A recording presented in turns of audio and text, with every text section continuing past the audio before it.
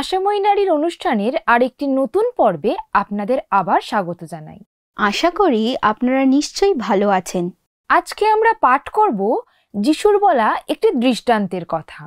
দৃষ্টান্তটি mark লিখিত সুসমাচার তার 4 অধ্যায় 1 থেকে 9 পদে লেখা আছে। আসুন সেই অংশটি পাঠ করি। পরে তিনি আবার সমুদ্রের তীরে উপদেশ দিতে লাগিলেন।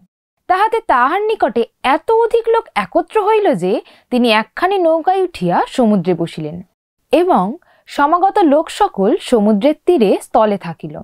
তখন তিনি দৃষ্টান্ত দ্বারা তাহাদিগকে অনেক উপদেশ দিতে লাগিলেন। উপদেশের মধ্যে তিনি তাহাদিগকে বলিলেন, শুনো, দেখো, বীজ বাপক বীজ বপন করিতে গেল। বপনের সময় কতক বীজ পথের পার্শ্বে পড়িল, তাহাতে পক্ষীরা আসিয়া তাহা খাইয়া ফেলিল। আর কতক বীজ পাষাণময় স্থানে পড়িল, যেখানে অধিক মাটি পাইল না। তাহাতে অধিক মাটি না পাওয়াতে তাহা শীঘ্র অঙ্কুরিত হইয়া উঠিল, কিন্তু সূর্য উঠিলে পর পুড়িয়া গেল এবং তাহার মূল না থাকাতে শুকাইয়া গেল। আর কতক বীজ কাঁটাবনের মধ্যে পড়িল, তাহাতে কাঁটাবন বাড়িয়া তাহা চাপিয়া রাখিল, তাহার ফল ধরিল না। আর কতক বীজ উত্তম ভূমিতে পড়িল, তাহা অঙ্কুরিত হইয়া ও বাড়িয়া উঠিয়া ফল দিল, কতক 30 গুণ, কতক 60 গুণ ও কতক 100 গুণ ফল দিল। পরে তিনি কহিলেন, যাহা শুনিবার কান থাকে সে শুনুক। আমাদের আজকের অধ্যয়নের বিষয় হলো বীজ বাপকের দৃষ্টান্ত।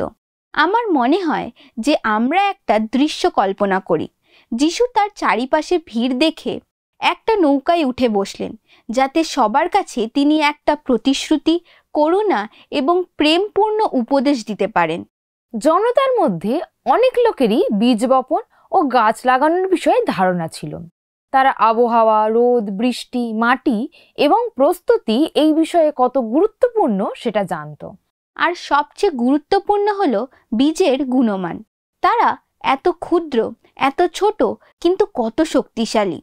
আমাদের আর প্রকৃতির উপভোগের জন্য তাদের পাতা আর ফল উৎপাদন করার শক্তি আছে। সঠিক মাটি, জল আর পুষ্টি পেলে একটা বীজের বিশাল বস্তুতে বেড়ে ওঠার শক্তি আছে। এটা সত্যিই বিস্ময়কর, একটা ক্ষুদ্র বস্তুর মধ্যে কত শক্তি। আসুন এই সম্পর্কে একটি ভিডিও দেখি। সুমেরু বৃত্তের উত্তরে নরওয়ে আর উত্তর মেরুর মাঝে একটি দ্বীপে বরফে ঢাকা পাহাড়ের গভীরে মানব সমাজের ভবিষ্যতের জন্য একটি মহা মূল্যবান সম্পদ মজুত করা আছে।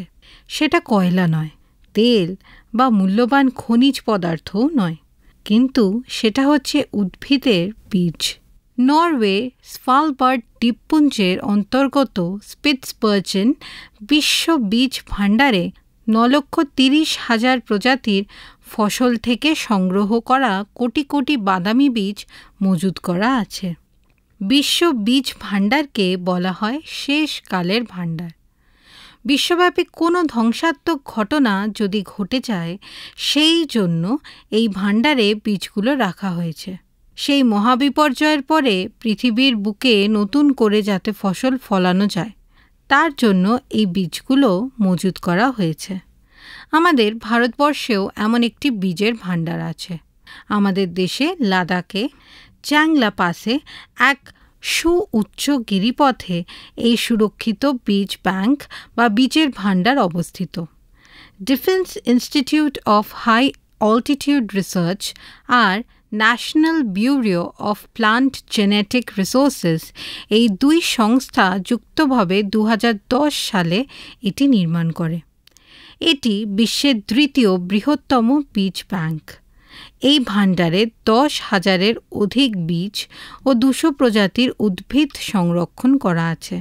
এই বীজগুলির মধ্যে আছে অ্যাপ্রিকট, জব, বাঁধাকপি, গাজর, মূলো, আলু, টমেটো, চাল আর গম, যেগুলিকে বিশেষভাবে তাদের ভালো ফলন ও চরম তাপমাত্রা, পোকামাকড় আর আর্দ্রতার প্রতি প্রতিরোধ ক্ষমতার জন্য বেছে নেওয়া হয়েছে।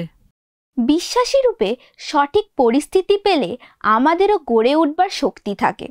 আমরা যদি উপযুক্ত মাটিতে আমাদের শিকড়কে গেঁথে দিতে পারি, তাহলে একটি বীজের মতন করেই আমাদের একটি শক্তিশালী ভিত্তি স্থাপিত হবে। বীজ বাপকের দৃষ্টান্তটি যিশুর চারপাশে জড়ো হওয়া জনতার উদ্দেশ্যে বলা হয়েছিল। যিশু একজন বীজবাপকের বিষয় বলেছিলেন যে 4টি ভিন্ন ভিন্ন ধরনের মাটিতে বীজ ছড়িয়েছিল। প্রথম প্রকারের মাটি ছিল শক্ত। বীজগুলো সেই শক্ত মাটিতে অঙ্কুরিতই হতে পারল না, আর সঙ্গে সঙ্গে সেগুলি সমস্ত লুট হয়ে গেল। দ্বিতীয় প্রকারের মাটি ছিল পাথুরে। এখানে যে বীজগুলো পড়ল সেগুলো অঙ্কুরিত হতে পারল এবং কিছুটা বেড়ে উঠতেও সক্ষম হলো, কিন্তু এদের শিকড় মাটির গভীরে ঢুকতে না পারার কারণে সূর্যের তাপে শুকিয়ে গেল। তৃতীয় প্রকারের মাটি ছিল কাঁটা গাছে ভরা। এই বীজগুলো অঙ্কুরিত হলো। চারা গাছগুলো বড়ও হতে লাগলো, কিন্তু সেগুলো কাঁটা গাছের সঙ্গে পেরে উঠল না, যেগুলো তাদের ছাড়িয়ে মাথা উঁচু করে উঠতে লাগলো। চতুর্থ প্রকারের মাটি ছিল উর্বর, যাতে পড়ে বীজগুলো সুন্দরভাবে অঙ্কুরিত হলো।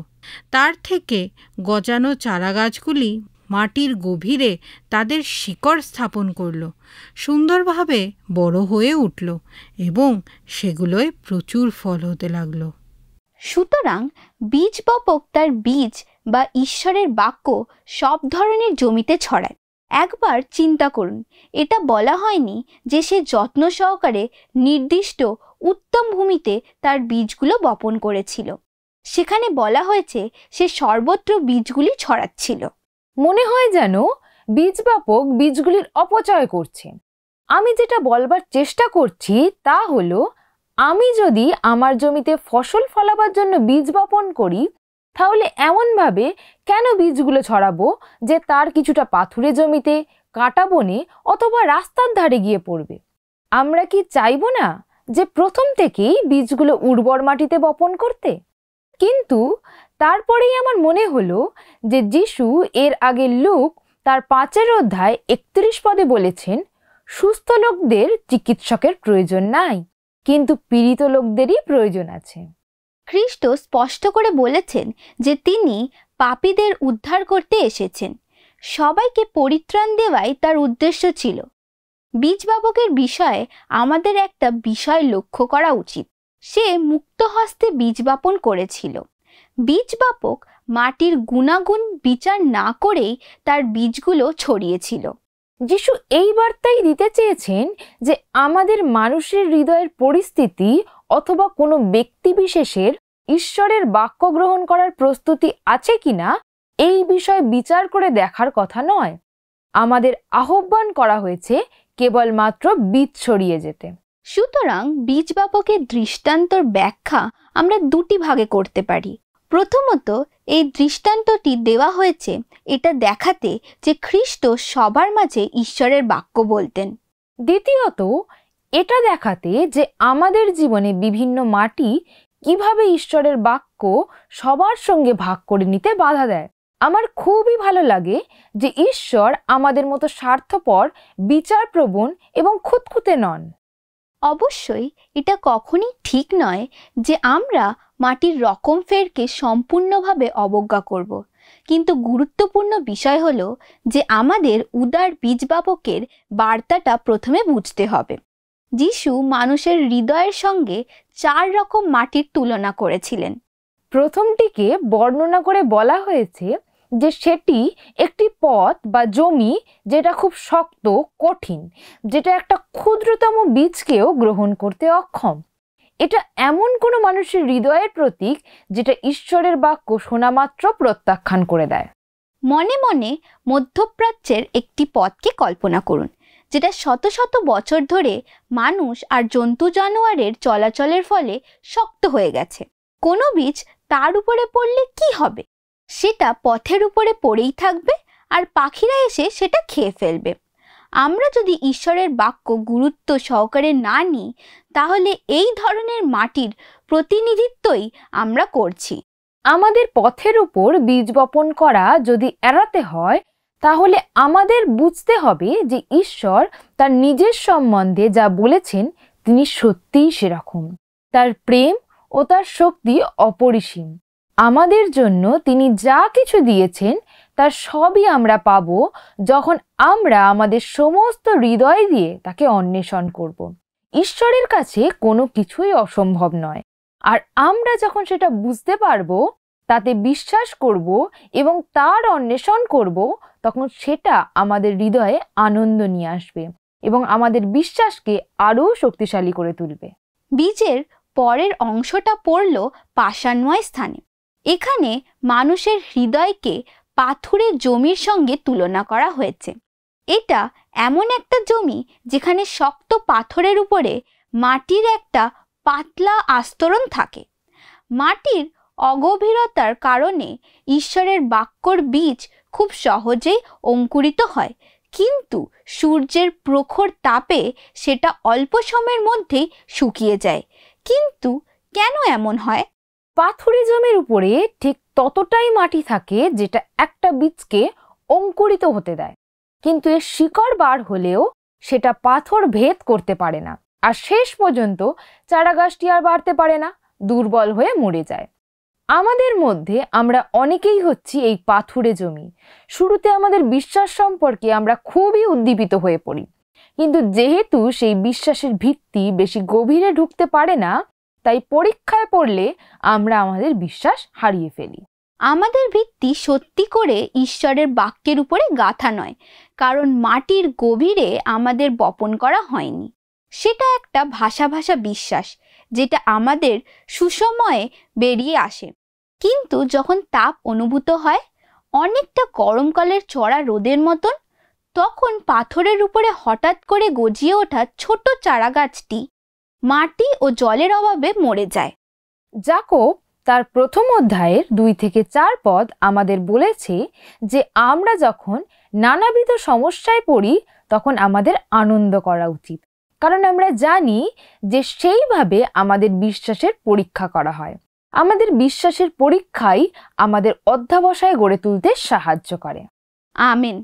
এবার আমরা 3 নম্বর বীজে যাই। আর কতক বীজ কাটা বনের মধ্যে পড়িল। সেখানে তাহলে কি হলো?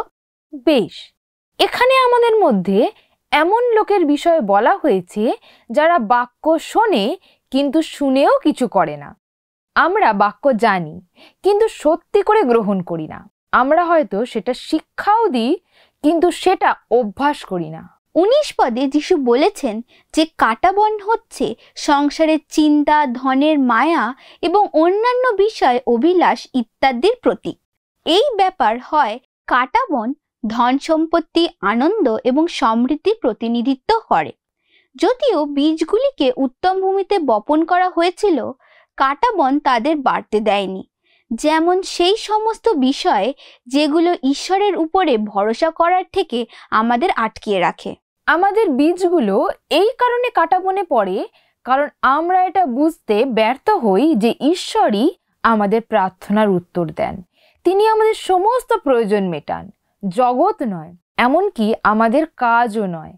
আমরা যদি দুশ্চিন্তা করতে শুরু করি যে আমরা কিভাবে আমাদের সমস্যাগুলো মিটাবো, বা অর্থনীতিকে, সরকার অথবা আমাদের অভাবের জন্য কোনো কিছুকে দোষারোপ করতে আরম্ভ করি, তাহলে আমরা আমাদের পরিস্থিতি নিয়ে অত্যাধিক দুশ্চিন্তা করছি আর আমরা ঈশ্বরকে ভুলে যাচ্ছি। আমরা যখন ঈশ্বরের উপর নির্ভর করি তখন উপলব্ধি করি যে আমাদের জীবনের সমস্ত কিছুর চেয়ে তিনি অনেক বেশি শক্তিশালী। একদম। অন্য একটা সমস্যা যা আমাদের বীজগুলিকে ফলহীন করে তোলে সেটা হলো যে আমরা যদি মনে করতে শুরু করি আমাদের প্রচেষ্টাতেই আমরা ধন সম্পত্তি লাভ করেছি, তাহলে সেটা আমাদের সঙ্গে প্রতারণা করবে।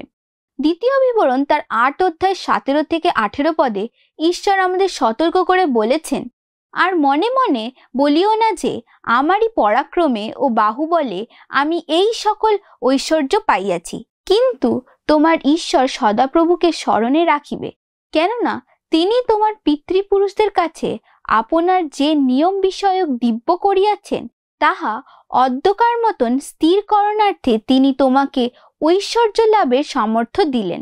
এটা স্মরণে রাখলে যে সমস্ত আশীর্বাদ ঈশ্বরের কাছ থেকে আসে এবং সর্বদা কৃতজ্ঞ থাকলে আমরা ফলবান হতে পারব।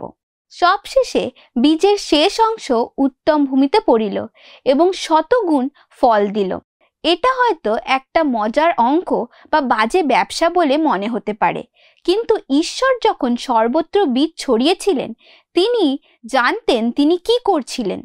আমাদের জীবনে এমন সময় আসবে যখন আমাদের উপলব্ধি হবে যে আমরা উত্তম ভূমিতে দৃঢ়ভাবে রোপিত হয়ে আছি। আমাদের সেই সুযোগটা নিতে হবে যাতে অন্যদের কাছে আমরা ঈশ্বরের বাক্য প্রচার করতে পারি। ঈশ্বরের বাক্য প্রচার করার ফল নিজের থেকে মোটেও চলে আসে না। ভালো ফল ফলাতে এবং ঈশ্বরের রাজ্য বিস্তার করতে একটা নম্র হৃদয় এবং ঈশ্বরের বাক্য ধ্যান করার দরকার হয়।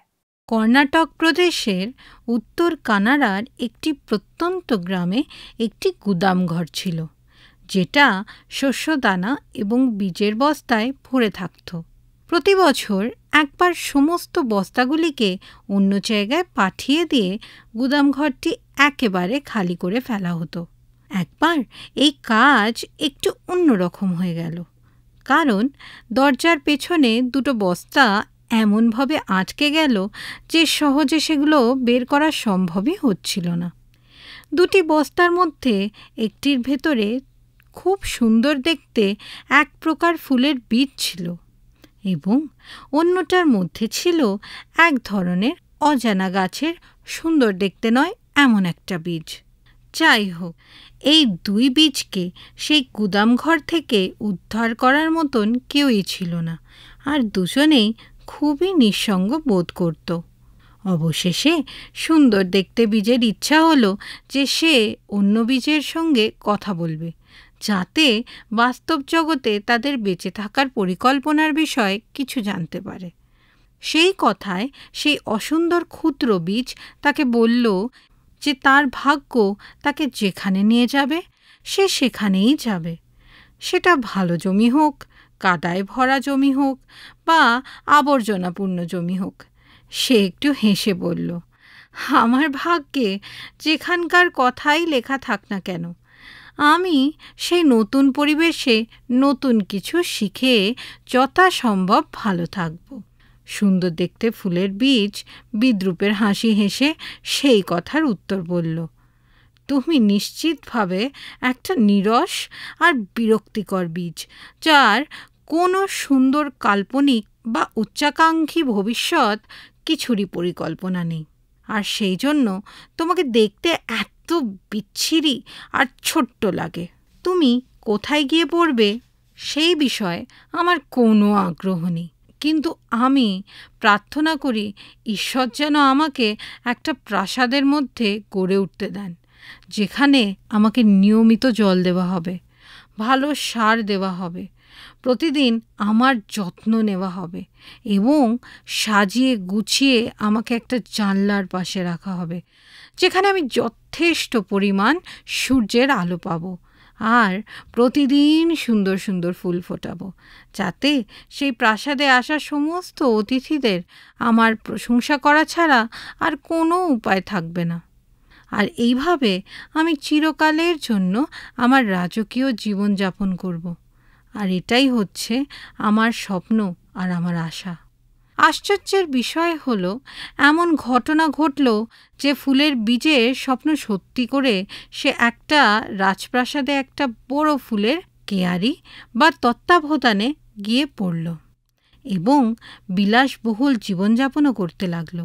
সেই প্রাসাদ দেখতে যত লোক আসতো তারা সবাই সেই ফুল গাছের প্রশংসা করত, আর কেউ কোনোদিনও তার বিরুদ্ধে কোনো অভিযোগ করতে পারেনি। তার জীবনের সূচনায় সব কিছু খুবই মসৃণ, ঐশ্বর্যময় ও সুন্দর ছিল। ফুলের গাছটি ক্রমশ জানলার দিকে বেড়ে উঠতে লাগলো, যেখানে প্রচুর সূর্যের আলো আসত। একই সময় তার শিকড়গুলো লম্বা আর মোটা হয়ে বাড়তে লাগলো, আর কোনো দিকে না যেতে পারার জন্য সবগুলো সেখান থেকে ফেটে বেরোতে লাগলো। আর তাই প্রাসাদের মালি নিরুপায় হয়ে মাঝে মধ্যেই সেই শিকড়গুলো কেটে দিত, যাতে গাছটাকে সুন্দর দেখতে লাগে, কিন্তু তার আশানুরূপ ফল পাওয়া গেল না। রাজবংশের নতুন প্রজন্ম যখন শাসন করতে শুরু করলেন, প্রাসাদের মালিককে আজ্ঞা দেওয়া হলো যেন সেই কুৎসিত ফুলের গাছটিকে সরিয়ে ফেলা হয় আর আবর্জনার মধ্যে সেটা ফেলে দেওয়া হয়। তাদের আজ্ঞানুসারেই কাজ হলো। অন্যদিকে ভাগ্যচক্রে অন্য গাছের ছোট্ট বীজটি একটি ময়লা ফেলার জায়গায় গিয়ে পড়ল, যেখানে প্রতিদিন একের উপরে এক আবর্জনা এনে ফেলা হতো। সেই ছোট্ট বীজটি ভালোভাবে নিঃশ্বাস নিতেও পারত না আর বেঁচে থাকবার জন্য জলও পেত না। কিন্তু মাটির নিচে জলের অন্বেষণে সেটা তার শিকড়গুলোকে মাটির গভীরে ঢুকাতে লাগলো এবং তার কাণ্ডকেও সমস্ত জঞ্জালের ওপরে উঠাতে লাগলো, যাতে সে ভালোভাবে নিঃশ্বাস নিতে পারে। তার শিকড়গুলো ক্রমশ লম্বা আর শক্তিশালী হয়ে উঠল এবং ময়লা ফেলার লরি এসে তার গায়ের ওপর যত ময়লা ফেলতে লাগলো, তত গাছটার কাণ্ড লম্বা আর বড় হয়ে উঠতে লাগলো। গাছটার বেঁচে থাকার সংগ্রাম অব্যাহত থাকল, কিন্তু একদিন সেই আবর্জনাপূর্ণ স্থানে একটা মল নির্মাণ করার পরিকল্পনা হলো। সেখানে বেশ কয়েকটি বুলডোজার এসে উপস্থিত হলো, যাতে সেখান থেকে সমস্ত আবর্জনা আর তার সঙ্গে সেখানে গজিয়ে ওঠা সমস্ত ছোটোখাটো গাছপালা সরিয়ে নিতে পারে। বুলডোজারগুলো সমস্ত জায়গাটা পরিষ্কার করতে সক্ষম হলো। কেবল পারল না সেটার মাঝখানের একটা অংশ, যেখানে সেই স্বাস্থ্যবান ও বড় বৃক্ষটি দাঁড়িয়েছিল। অনেক চেষ্টা সত্ত্বেও সেই গাছটাকে উপড়ানো তো দূরের কথা, নাড়ানো পর্যন্ত গেল না। সাফাই কর্মীরা সবাই এই ব্যাপারে খুব আশ্চর্য হয়ে গেল আর চিন্তা করতে লাগলো, এমন কেন হলো?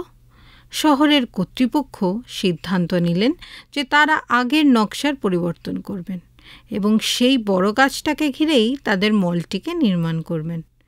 খুব সুন্দরভাবে মলটি তৈরি হলো। রেস্তোরাঁর মালিকেরা সেই গাছটাকে খুব সুন্দরভাবে ব্যবহার করতে লাগলো। তারা তাদের টেবিল চেয়ারগুলো রেখে দিল। গাছের শাখা প্রশাখাগুলিকে ছোট ছোট লাইট আর অন্য জিনিস দিয়ে অপূর্বভাবে সাজিয়ে তুলল, যা অনেক দূর থেকে দেখা যেতে লাগলো। প্রতিদিন সেই মলের লোকজনের আশা বেড়ে যেতে লাগলো আর অল্প সময়ের মধ্যে সারা শহর থেকে, রাজ্যের এবং দেশের সমস্ত কোণ থেকে অনেক লোকেরা এসে সেখানে ভিড় করতে লাগলো। এমনকি বিশ্বের বিভিন্ন জায়গা থেকে লোকেরা এই মলে আসতে লাগলো এই অসাধারণ গাছটিকে দেখবার জন্য। অবশেষে এই গাছটি একটি জাতীয় দ্রষ্টব্য বিষয় রূপে পরিগণিত হলো আর ইতিহাসের পাতায় নাম লিখল। যিশু চেয়েছিলেন যে আমরা যখন তার বাক্য পাঠ করি, শুনি আর অধ্যয়ন করি, তখন আমরা যেন আমাদের হৃদয়ের অবস্থার উপরে গুরুত্ব দিই। আমাদের সিদ্ধান্ত নিতে হবে কি ধরনের মাটি আমাদের প্রয়োজন এবং আমরা কি চাই। একদম ঠিক। যেমন একটা জীবন্ত উদ্ভিদের উর্বর রোদে ভরা মাটির দরকার হয়, আমাদেরও নিশ্চিত করতে হবে যে বৃদ্ধির জন্য আমরা হৃদয়ের মৃত্তিকাকে উন্নত করছি।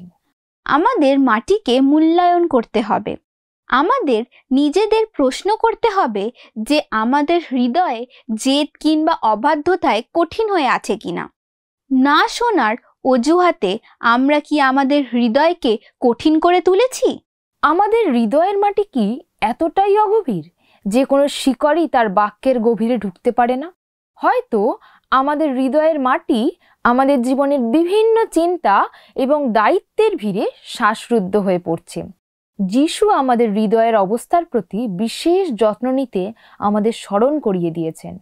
আসুন আমরা আমাদের হৃদয়ের মাটিকে উর্বর করে রাখি, তার প্রেম আর যত্ন দ্বারা পরিপুষ্ট করে। তার আত্মা যেন তার উপরে সঠিক পরিমাণ জীবন্ত জল সেচন করেন। তার পুত্র যেন আমাদের হৃদয়ের মাটিকে তার উষ্ণতা দিয়ে বৃদ্ধির জন্য নিখুঁত করে তোলেন। আসুন আমরা তার বাক্যের গভীরে ঢুকি। তিনি যে গাছ এবং বীজ আমাদের দিয়েছেন তার যথাযথ লালন পালন করি। গীত সংগীতা তার 51 গীতের 10 পদ হচ্ছে একটা খুব সুন্দর পদ, যা বলে, হে ঈশ্বর, আমাতে বিশুদ্ধ অন্তঃকরণ সৃষ্টি করো, আমার অন্তরে সুস্থির আত্মাকে নূতন করিয়া দাও। আমরা যখন তার বাক্যকে উর্বর জমিতে বপন করি তখন তার শিকড় অনেক গভীরে ঢুকে যায়। আর তখন শান্তি, আশীর্বাদ, আনন্দ আর প্রেমের প্রচুর ফসল ফলতে থাকে।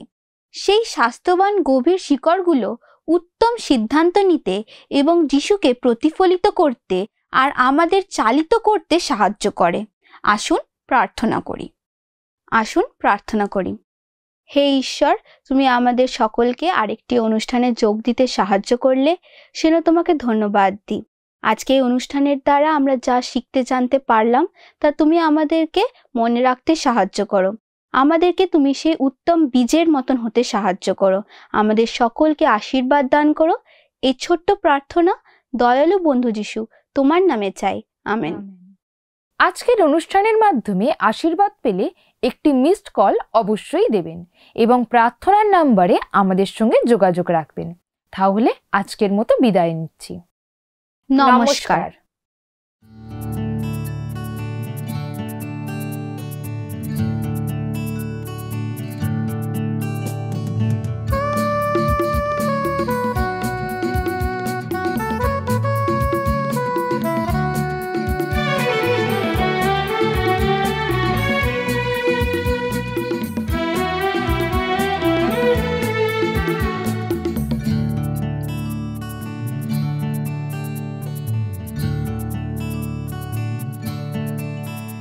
ওহে শ্রান্ত জন, ওহে ভ্রান্ত জন, এসো হে যিশুর কাছে।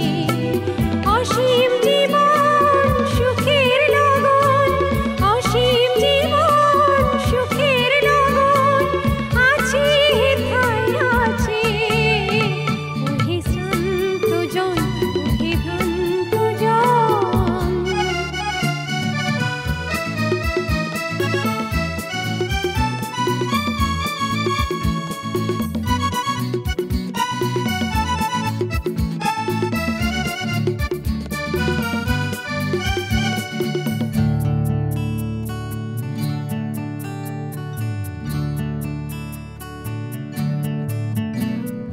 জগতের মোহ মিথ্যা সে মায়া, পাবে না কোথাও শান্তির ছায়া। জগতের মোহ মিথ্যা সে মায়া, পাবে না কোথাও শান্তির ছায়া। বলি তাই এসো যিশুর কাছে বসো, বলি তাই এসো যিশুর কাছে বসো। হেথায় অনন্ত শান্তি আছে। ওহে শ্রান্ত জন, ওহে ভ্রান্ত জন, এসো হে যিশুর কাছে। অসীম জীবন সুখের লগন, অসীম জীবন সুখের লগন আছে হেথায় আছে। ওহে শ্রান্ত জন, ওহে ভ্রান্ত জন।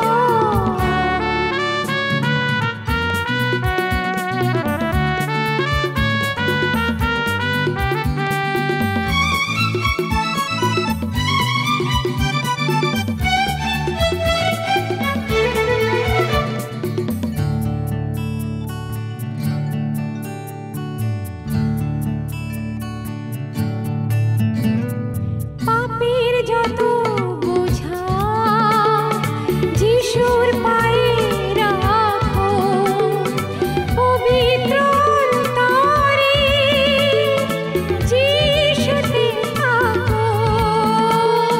পাপের যত বোঝা যিশুর পায়ে রাখো, পবিত্র অন্তরে যিশুতে থাকো।